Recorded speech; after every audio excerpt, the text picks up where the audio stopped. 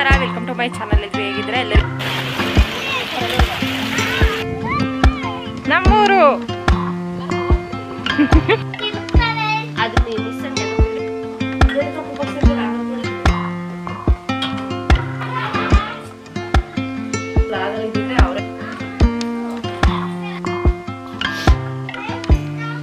ಏನ್ active ಆಗ್ಬಿಡ್ತೀಯ camera ನೋಡಿ.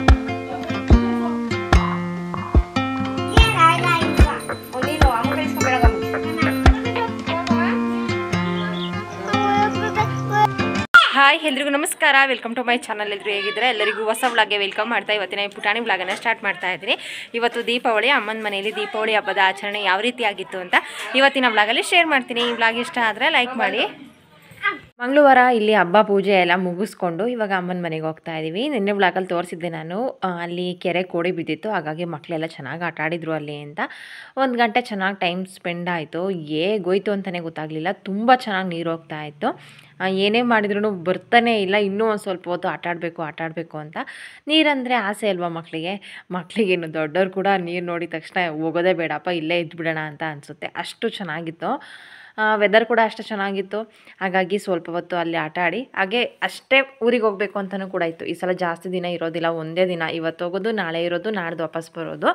ಹಾಗಾಗಿ ಊರಿಗೆ ಹೋಗಬೇಕು ಬೇಗ ಅಂತಲೂ ಕೂಡ ಇತ್ತು. ಅಲ್ಲಿ ಅಕ್ಕ ದೀಕ್ಷಿ ಎಲ್ಲ ವೆಯ್ಟ್ ಮಾಡ್ತಾಯಿದ್ರು. ಅಲ್ಲಿಂದ ನನ್ನ ಹಸ್ಬೆಂಡ್ ಸ್ವಲ್ಪ ದೂರವರೆಗೂ ಬಂದು ಬಸ್ ಹತ್ತಿಸಿ ಮತ್ತೆ ವಾಪಸ್ ಹೋದರು. ನಮ್ಮೂರು ಅಲ್ಲಿ ಯಾರು ಬಂದರು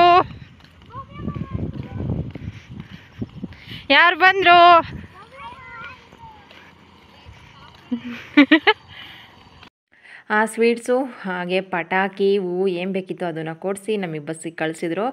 ನಮ್ಮೂರಿಗೆ ಸೀದಾ ಬಸ್ಸು ತುಂಬ ಕಡಿಮೆ, 1-2 ಕಿಲೋಮೀಟರ್ ಆಗುತ್ತೆ. ಅಲ್ಲಿಗೆ ಆಟೋಗಳು ಬರುತ್ತೆ. ಇಲ್ಲ ಅಂತಂದರೆ ನಾನು ಆಟೋಕ್ಕೆ ಹೋಗೋದು ತುಂಬ ಕಡಿಮೆ. ಅಪ್ಪಗೆ ಫೋನ್ ಮಾಡಿದ್ರೆ ಅಪ್ಪ ಬರ್ತಾರೆ, ಅಕ್ಕ ಇದ್ರೆ ಅಕ್ಕ ಬರ್ತಾರೆ. ನಾವು ಹೋಗೋದಕ್ಕಿಂತ ಮುಂಚೆನೇ ಅಕ್ಕ ಬಂದಿದ್ದರು, ಹಾಗಾಗಿ ಅಕ್ಕ ನಮ್ಗೆ ಕರ್ಕೊಂಡು ಹೋಗೋದಕ್ಕೆ ಅಂತ ಬಂದಿದ್ದರು. ದೀಕ್ಷೆ ಅಂತೂ ಅದು ಎಷ್ಟು ಸಲ ಫೋನ್ ಮಾಡಿದ್ದಾನೆ ಅಂತಲೇ ಗೊತ್ತಿಲ್ಲ. ಅಲ್ಲ, ನೀರಾದರೆ ಇಡು ಸುಮ್ಮನೆ.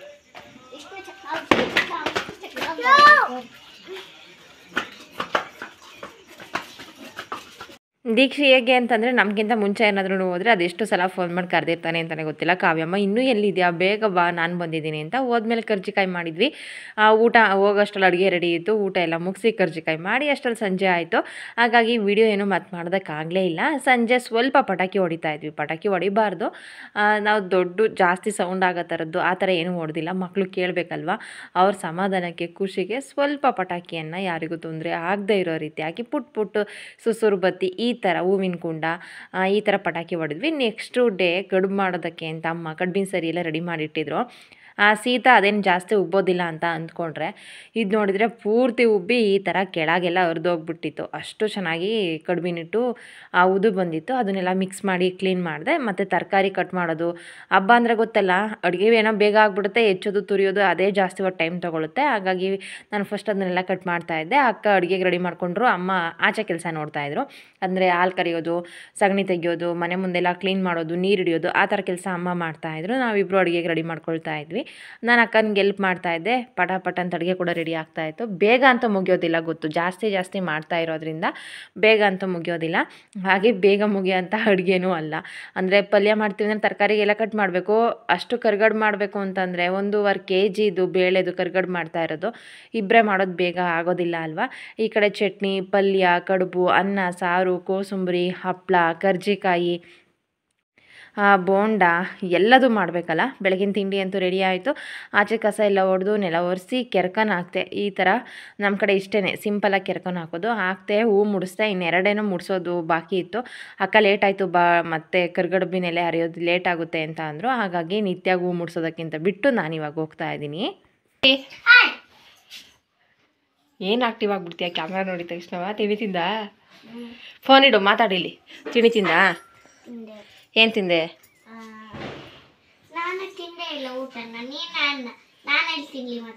ನೀನು ತಿಂಡಿ ತಿಂದಲ್ವಾ?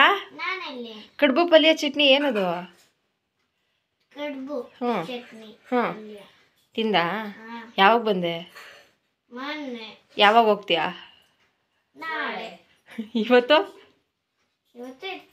ಇವತ್ತಿರ್ತೀಯಾ?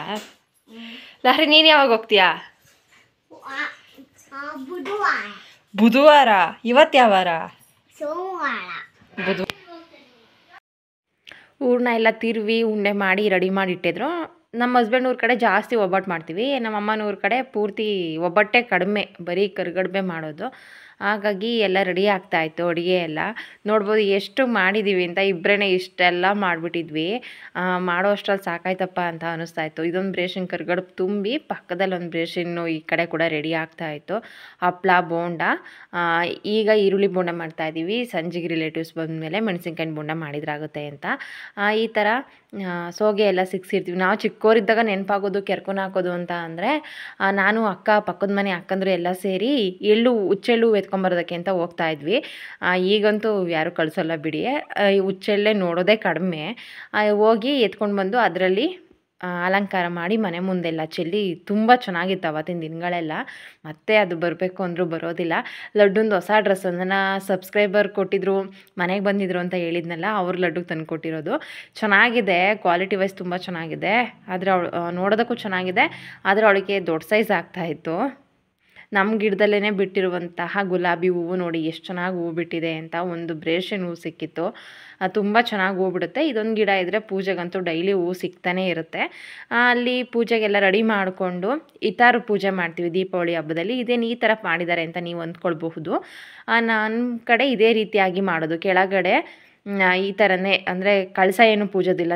ಇಲ್ಲಿ ಹಸ್ಬೆಂಡ್ ಊರ ಕಡೆ ಹೇಗೆ ಅಂತಂದರೆ 2 ಕಳಸ ಪೂಜೆ, ಒಂದಕ್ಕೆ ಶರ್ಟು ಪಂಚೆ ಹಾಕಿ ಮಾಡ್ತಾರೆ, ಇನ್ನೊಂದು ಕಳಸಕ್ಕೆ ಸೀರೆ ಉಡಿಸ್ತಾರೆ. ಆದರೆ ಇಲ್ಲಿ ಆ ಥರ ಅಲ್ಲ, ಇದೇ ಥರನೇ ಪೂಜೆ ಮಾಡೋದು. ಏನೇನು ಅಡುಗೆ ಎಲ್ಲ ಮಾಡಿರ್ತಾರೆ, ಹಣ್ಣು ಹೂವು ಸ್ವೀಟ್ಸು, ಎಲೆ ಅಡಿಕೆ, ಕರ್ಜಿಕಾಯಿ, ಕರಿಗಡುಬು, ಅನ್ನ ಸಾರು, ಬೋಂಡ, ಕೋಸಂಬರಿ, ಈ ಥರ ಅವ್ರು ಏನು ಅಡುಗೆ ಮಾಡಿರ್ತಾರೆ ಎಲ್ಲದನ್ನು ತುಂಬಿ ಪೂಜೆ ಮಾಡೋದು. ಕೆಲವರು ಪಿತೃಪಕ್ಷದಲ್ಲಿ ಮಾಡ್ತಾರೆ, ನಾವು ಯುಗಾದಿಯಲ್ಲಿ ಮಾಡ್ತೀವಿ. ಅಮ್ಮನೂರಲ್ಲಿ ದೀಪಾವಳಿ ಹಬ್ಬದಲ್ಲಿ ಮಾಡ್ತಾರೆ. ಹಾಗಾಗಿ ಈ ಹಬ್ಬಕ್ಕೆ ಅಕ್ಕ ನಾವು ಎಲ್ಲರೂ ಕೂಡ ಇರ್ತೀವಿ. ಎಲ್ಲರೂ ಕೂಡ ಹಬ್ಬ ಮುಗಿಸಿ ಪೂಜೆಗೆಲ್ಲ ರೆಡಿಯಾಗಿ ಪೂಜೆ ಎಲ್ಲ ಮಾಡಿ, ಇವಾಗ ನಾನು ಅಕ್ಕ ಒಂದು ದೇವಸ್ಥಾನಕ್ಕೆ ಹೋಗ್ತೀವಿ. ಅಮ್ಮ ಲಡ್ಡು ದೀಕ್ಷಿ ನಿತ್ಯ ಎಲ್ಲ ಒಂದು ದೇವಸ್ಥಾನಕ್ಕೆ ಹೋಗ್ತಾರೆ. ಅಂದರೆ ಒಂದು ದೇವಸ್ಥಾನ ಸ್ವಲ್ಪ ದೂರ, ಹಾಗಾಗಿ ನಾವು ಬೈಕಲ್ಲಿ ಹೋಗ್ತೀವಿ. ಇಲ್ಲೇ ಇರೋದಕ್ಕೆ ಅಮ್ಮ ನಡ್ಕೊಂಡು ಹೋಗ್ತಾರೆ.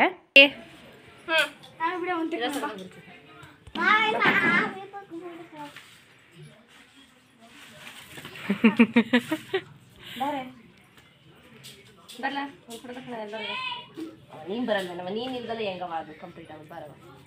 ಅವ್ನು ಬಲೂನ್ ಅಗಿಯೋದು ಬಿಟ್ಟು ಬರಲ್ಲ.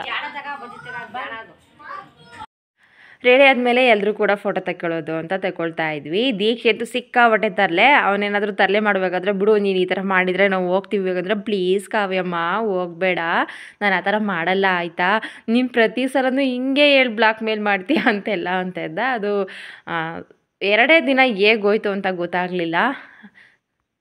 ಈಗ ನಾನು ಅಕ್ಕ ಇಬ್ಬರು ಕೂಡ ಹೊನ್ನಂದೇವ್ರ ದೇವಸ್ಥಾನಕ್ಕೆ ಹೋಗಿದ್ವಿ. ಅಲ್ಲಿ ಗೇಟೆಲ್ಲ ಹಾಕ್ಕೊಂಡು ಹೋಗಿರ್ತಾರೆ, ನಾವೇ ತೆಗೆದು ಪೂಜೆ ಮಾಡ್ಕೊಂಡು ಹೋಗೋದು. ಬೆಳಗ್ಗೆ ಆದರೆ ಪೂಜಾರಿ ಇರ್ತಾರೆ.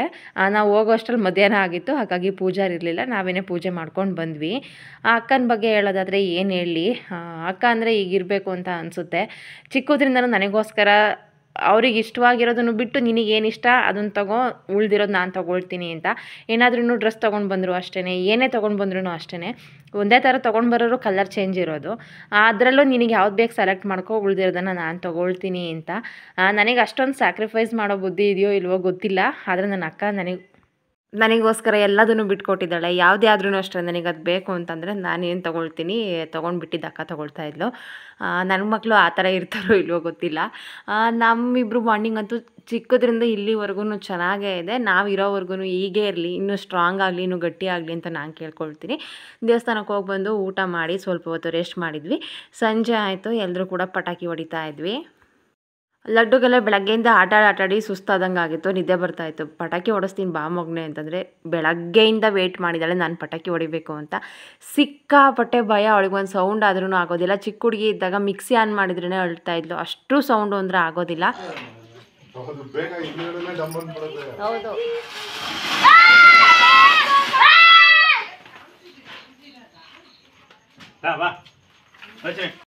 ದೀಕ್ಷಿಗಂತೂ ಸ್ವಲ್ಪನೂ ಭಯ ಇಲ್ಲ. ಅಂದರೆ ಮಕ್ಳಿಗೆ ಏಟಾಗೋ ಥರ ಫುಲ್ಲು ಡಮ್ ಅನ್ನೋ ಥರ ಆ ಥರ ಏನು ಪಟಾಕಿ ನಾವು ತೊಗೊಂಡು ಬಂದಿರಲಿಲ್ಲ. ಮೀಡಿಯಮ್ ಹಿಂದೆ ಈ ಥರ ತೊಗೊಂಡು ಬಂದಿರೋದು. ಎಲ್ಲರೂ ಚೆನ್ನಾಗಿ ಪಟಾಕಿ ಹೊಡ್ಕೊಂಡು ಎಂಜಾಯ್ ಮಾಡಿದರು. ಜಾಸ್ತಿ ಪಟಾಕಿ ಆ ಥರ ಏನು ಹೊಡೆದಿಲ್ಲ, ಮಾಮೂಲಿ ಸುಸುರು ಬತ್ತಿ ಈ ಥರ ಪಟಾಕಿಗಳನ್ನೆಲ್ಲ, ಹೂವಿನ ಕುಂಡ. ನನ್ನ ಮಗಳು ಜಾಸ್ತಿ ವೀಡಿಯೋ ಏನೂ ಮಾಡೋದಕ್ಕೇ ಬಿಡಲಿಲ್ಲ. ಸಿಕ್ಕಾಪಟ್ಟೆ ಅಳ್ತಾ ಇದ್ಲು. ಒಂದು ಪಟಾಕಿ ಹಚ್ಚಿದ ತಕ್ಷಣ ಅಳ್ತಾ ಇದ್ಲು. ಮತ್ತೆ ಏನಾದ್ರೂ ಎದ್ರಿಗೆ ಕಾಯಿಲೆ ಏನಾದರೂ ಆದರೆ ಅಂತ ಜಾಸ್ತಿ ಹೊತ್ತು ನಾನು ಆಚೆಲೇ ಇರಲಿಲ್ಲ, ಒಳಗಡೆ ಹೋದೆ. ಸಂಜೆ ಎಲ್ಲ ಪಟಾಕಿ ಹೊಡೆದು ಮಲ್ಕೊಂಡ್ವಿ, ಊಟ ಎಲ್ಲ ಮುಗಿಸಿ. ಬೆಳಗ್ಗೆ ಎದ್ದು ನೋಡಿದರೆ ಮನೆ ಮುಂದೆ ನೋಡೋ ಥರ ಇರಲಿಲ್ಲ. ಬೆಳಗ್ಗೆ ಬೇಗನೆ ಎದ್ದು ಅಮ್ಮ ಹಾಲು ಕರಿತಾಯಿದ್ರು. ನಾನು ಮನೆ ಮುಂದೆ ಎಲ್ಲ ಗುಡಿಸಿ ಪಟಾಕಿ ಎಲ್ಲ ಒಂದು ಹತ್ರ ಮಾಡಿ ತುಂಬಿಡ್ತಾಯಿದ್ದೆ. ನೋಡ್ಬೋದು ದೀಪಾವಳಿ ಎಫೆಕ್ಟ್ ಯಾವ ಥರ ಇದೆ ಅಂತ. ಇದ್ರ ಮೇಲೆಲ್ಲ ಹಚ್ಚಿ ಹೊಡೆದಿದ್ದಾರೆ. ಆ ಸೋಪ್ ಹಾಕಿ ಏನು ಉಜ್ಜಿ ಏನು ಕ್ಲೀನ್ ಮಾಡಿದ್ರು ಹೋಗ್ತಾನೆ ಇಲ್ಲ. ಮಾರ್ಕೆಲ್ಲ ಹಾಗೆ ಉಳ್ಕೊಂಡ್ಬಿಟ್ಟಿದೆ. ಮತ್ತೆ ಅದಕ್ಕೆ ಇನ್ನೊಂದ್ಸಲ ಪೇಂಟ್ ಮಾಡಬೇಕು ಅಷ್ಟೇ. ನೋಡಿ ಯಾವ ಥರ ಕಾಣಿಸ್ತಾ ಇದೆ ಅಂತ. ಹೂವಿನ ಕುಂಡ ಎಲ್ಲ ಅದ್ರ ಮೇಲೆ ಹಚ್ಚಿದ್ದಾರೆ, ಅದೆಲ್ಲ ಹೋಗ್ತಾ ಇದೆ. ತಿಂಡಿ ತಿಂದ್ವಿ, ಎಲ್ಲದು ಕೂಡ ಆಯಿತು. ದೋಸೆ, ಪಲ್ಯ, ಚಟ್ನಿ ಇವತ್ತು ತಿಂಡಿ. ನಾನು ಅಕ್ಕ ಚಣಮಣಿ ಆಡ್ತಾಯಿದ್ವಿ. ನಾವು ಚಿಕ್ಕದ್ರಿಂದ ಆಡದೇ ಇರೋ ಆಟನೇ ಇಲ್ಲ. ಅಂದರೆ ಚಣಮಣಿ, ಚವಿ, ಕಲ್ಲಾಟ, ಬಳೆಗೋರಿ ಆಟ ಈ ಥರ ಹೇಳ್ತಾ ಹೋದರೆ ಸಿಕ್ಕಾಪಟ್ಟೆ ಚೆನ್ನಾಗಿ ಆಟ ಆಡಿದ್ದೀವಿ. ಅದು ಮನೆ ನೋಡಿದ ತಕ್ಷಣ ಅಕ್ಕ ಒಂದು ಆಟ ಆಡೋಣ ಬಾ ಅಂತ. ನಾನು ಲೇಟಾಗುತ್ತೆ ಊರಿಗೆ ಹೋಗಬೇಕು ಅಂದರೂ ಕೇಳಲಿಲ್ಲ, ಕರೆದ್ರು. ನನಗೂ ಇಷ್ಟ ಆಯಿತು. ಇಬ್ಬರು ಒಂದು ಸ್ವಲ್ಪ ಹೊತ್ತು ಆಟ ಆಡಿ ನಂತರ ಊರಿಗೆ ಹೊರಡೋದು. ಇವತ್ತಿನ ವ್ಲಾಗ್ ಇಲ್ಲೇ ಎಂಡ್ ಮಾಡ್ತಾ ಇದ್ದೀನಿ. Thank you.